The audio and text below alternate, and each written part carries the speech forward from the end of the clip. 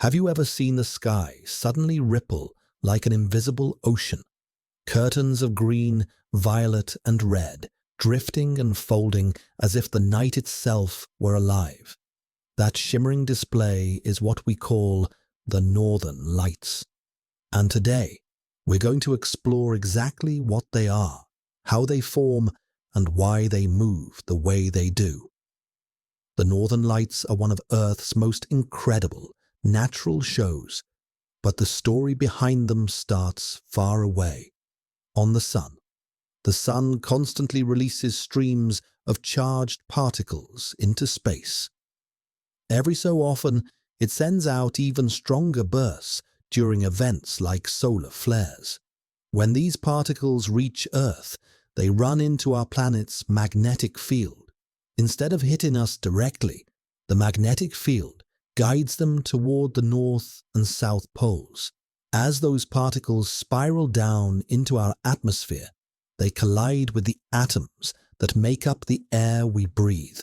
When an atom gets hit by one of those fast-moving particles, it becomes excited, and when it relaxes back down, it gives off a tiny flash of light. Multiply that by millions of collisions happening every second, and you get the glowing waves we see stretched across the sky. The colors of the Northern Lights depend on which gases the particles hit and how high up those collisions take place. Oxygen glows green at around 100 kilometers up, and a deep red when the collisions happen higher in the atmosphere. Nitrogen can glow blue or purple. So the sky becomes a giant canvas where altitude and chemistry control the colors. The shapes of the Northern Lights come from Earth's magnetic field. It acts like a set of invisible wires running through the atmosphere. The energy flowing along those lines creates long arcs and curtains that appear to hang from the sky. When the solar wind changes suddenly, those lights can begin to flicker and ripple, almost like someone is shaking a cosmic curtain.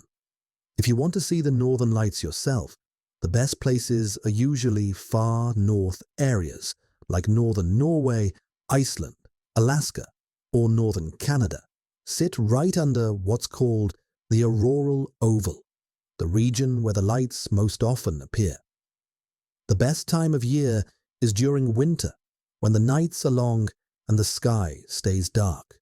And the darker, the better. Getting away from city lights can make the difference between seeing nothing and seeing a full, glowing display.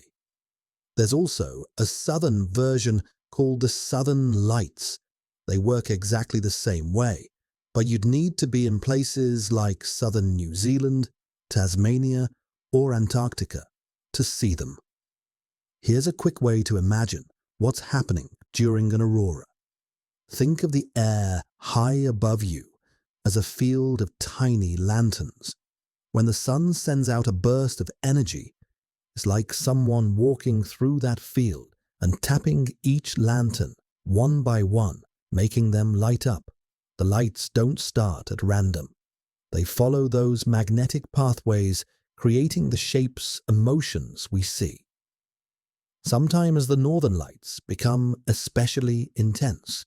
During strong solar storms, they can drift farther south than usual, lighting up skies that rarely see auroras. These storms can also affect satellites, radio communication, and even power grids. So, in a way, the Northern Lights are a beautiful warning sign that space weather is active. If you're hoping to catch the lights, patience is a useful skill. You might wait outside for an hour with nothing happening, and then suddenly the sky erupts in color. If you plan to photograph them, you'll want a camera that can take long exposures, a tripod to keep it steady, and a wide lens. A few seconds of exposure is often enough to capture more color and detail than your eyes can see on their own. Across history, people tried to explain the lights in ways that made sense to their world views. Some northern cultures saw them as spirits dancing. Others describe them as reflections from shields or armor in distant battles. Even today, people still give the lights nicknames and personal meanings because the experience feels almost spiritual. To wrap it up, the northern lights happen when energy from the sun meets the protective magnetic field around Earth and lights up the atmosphere in the process. It's a reminder that our planet is connected to the wider universe in ways we can see with our own eyes.